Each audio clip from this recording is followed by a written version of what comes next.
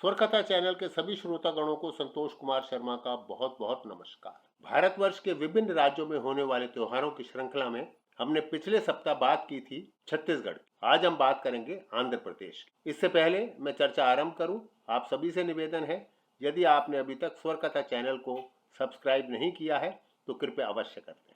तो आरंभ करते हैं चर्चा आंध्र प्रदेश के विषय में। आंध्र प्रदेश भारत के दक्षिण पूर्वी तट पर स्थित राज्य है। क्षेत्र के अनुसार यह भारत का 7वां सबसे बड़ा और जनसंख्या की दृष्टि से भारत का 5वां सबसे बड़ा राज्य है।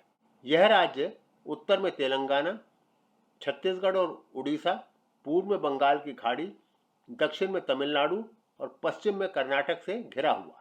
ऐतिहासिक रूप से आंध्र प्रदेश को भारत का धान का कटोरा भी कहा जाता है। यहाँ की फसल का लगभग 77% यानी कि 77% हिस्सा चावल का ही होता है। आंध्र प्रदेश सांस्कृतिक और पौराणिक दोनों ही दृष्टि से भारत के सबसे महत्वपूर्ण राज्यों में से एक है। इस दक्षिण पूर्वी राज्य में कई दर्शनीय स्थल हैं, धार्मिक स्थल और स्मारक हैं।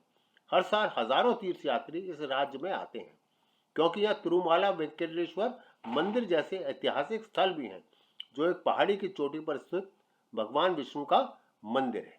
यहाँ के त्योहारों के विषय में चर्चा करने से पहले आपसे एक सूचना और साझा करना चाहूँगा कि मेरी लेटेस्ट किताब स्ट्रेंज एनकाउंटर्स अमेजन पर अवेलेबल है।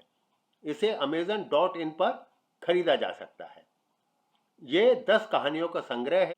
इसमें टाइम ट्रेवल से लेकर और भी अन्य कहानियां हैं। आशा है आप किताब को पढ़कर मुझे अपनी विवेचना से जरूर अवगत कराएंगे। तो आरंभ करते हैं यहाँ के राज्यों के विषय में चर्चा। पोंगल। पोंगल फसल कटाई के मौसम की शुरुआत में मनाया जाता है। पोंगल या मकर संक्रांति भारत के लगभग हर हिस्से में मनाई जाती है और ये भारत के लोकप्रिय फसल उत्सवों में से एक है। आंध्र प्रदेश के लोग पोंगल को एक अनोखे तरीके से मनाते हैं। वे अपनी पौराणिक कथाओं में मौजूद प्राचीन पात्रों की वेशभूषा धारण करते हैं और मेहमानों को दावत के लिए आमंत्रित करते हैं। मिठाइयाँ बांटी जाती हैं। पोंगल त्योहार लगातार 4 दिनों तक मनाया जाता है। पहले दिन पुरानी वस्तुओं को जलाया जाता है, जिसे वे भोगी पंडुगा कहते हैं। दूसरे दिन पोंगल होता है और पेड़ा पंडुगा कहते हैं, जिसमें लोग नए कपड़े पहनते हैं। तीसरे दिन मटूट पोंगल होता है और चौथे दिन कनुमा पंडुगा मनाया जाता है। उगादि। उगादि नए साल का त्योहार है। उगादि जिसे भारत के कुछ लोग गुड़ी पड़वा के नाम से भी जानते हैं, आंध्र प्रदेश, तेलंगाना और कर्नाटक में व्यापक रूप से मनाया जाता है। आंध्र प्रदेश के लोग हिंदू धर्म के चंद्र सौर कैलेंडर के अनुसार उगादि मनाते हैं। इस दिन पुरानी पोती और भक्ष्य जैसी कई स्वादिष्ट मिठाइयाँ बनाई जाती हैं। लोग केले के पत्तों की माला बनाकर उसे दरवाजे पर लटकाते हैं। नए कपड़े, दीप और मिठाइयाँ और उसके बाद विशेष पूजा का आयोजन किया जाता है। विनायक चतुर्थी। आप सभी जानते हैं कि महाराष्ट्र में गणेश चतुर्थी के नाम से यह त्यौहार बहुत ही प्रसिद्ध है, जो भगवान गणेश के जन्मदिन के रूप में मनाया जाता है। आंध्र प्रदेश के लोग इसे विनायक चतुर्थी कहते हैं। विनायक भगवान विष्णु की दी हुई उपाधियों में से एक है। इस भव्य उत्सव के दिन आंध्र प्रदेश के लोग पत्तों, फूलों, चंदन, सिंदूर, खीर आदि से भगवान की पूजा करते हैं। हिंदू धर्म की एक पवित्र परंपरा के अनुसार यह त्यौहार भगवान गणेश की मूर्ति को नदी में विसर्जित करने के साथ समाप्त होता है। भगवान गणेश का यह त्यौहार हर साल अगस्त सितंबर में पड़ता है। विशाखा उत्सव। यह आंध्र प्रदेश के उन सांस्कृतिक और प्रसिद्ध त्योहारों में से एक है जिसका आयोजन सरकार द्वारा किया जाता है। 4 दिवसीय इस उत्सव की शुरुआत 1997 में हुई थी। लोग सांस्कृतिक कार्यक्रम, खेल आयोजन और पारंपरिक शिल्प कलाओं का आनंद लेते हैं। विशाखा उत्सव दक्षिण भारत के सबसे प्रसिद्ध उत्सवों में से एक है। तिरुपति तिरुमाला ब्रह्मोत्सव।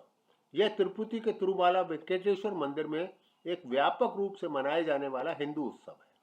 भगवान ब्रह्मा का उत्सव हर साल अक्टूबर में 9 दिनों तक चलता है। ऐसा माना जाता है कि भगवान ब्रह्मा ने मंदिर में इस उत्सव की शुरुआत सबसे पहले की थी। तिरुपति तिरुमाला ब्रह्मोत्सव में 9 दिनों के उत्सव के दौरान कई अनुष्ठान किए जाते हैं। इसके अंतिम दिन भगवान वेंकटेश्वर की शोभा यात्रा के आनंदमय दृश्यों को देखने के लिए भारी भीड़ उमड़ती है, जो मंदिर पहुंचने से पहले कई गलियों से गुजरती है। यह प्रक्रिया आधी रात तक चलती है और तिरुमाला शहर के दृश्य हमेशा मनमोहक होते हैं। तिरुपति तिरुमाला ब्रह्मोत्सव हर साल अक्टूबर के महीने में मनाया जाता है।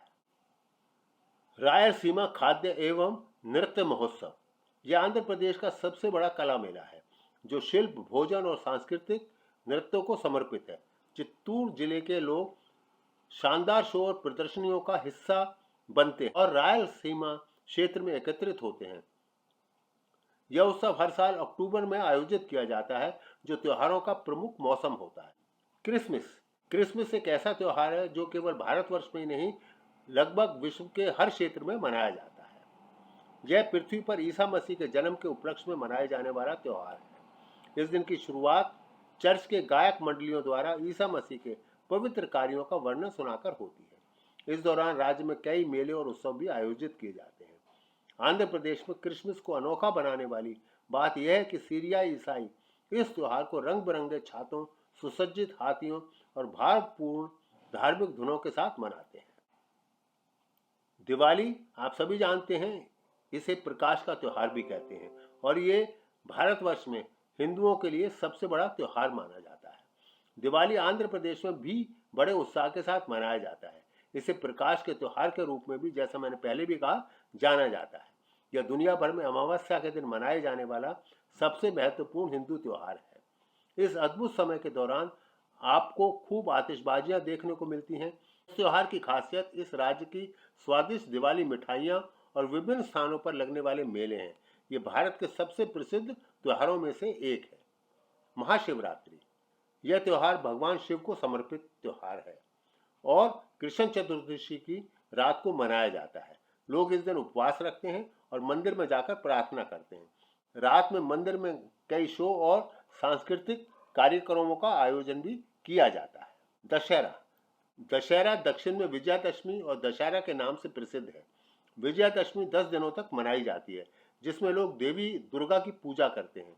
राज्य के लोग देवी दुर्गा के मंदिर जाते हैं और सुंदर पारंपरिक वेशभूषा पहनते हैं। इस राज्य के लोग अपने घरों में बोमल्ला कोलू की स्थापना भी करते हैं। ये गुड़ियों और खिलौनों की एक सुंदर सजावट होती है। 10 दिनों तक चलने वाला यह त्योहार भारत में अक्टूबर के सबसे प्रिय लोक त्योहारों में से एक माना जाता है। आज बस इतना ही। अगले सप्ताह चर्चा करेंगे भारतवर्ष के किसी अन्य राज्य में होने वाले त्योहारों की। तब तक के लिए मुझे आज्ञा दीजिए।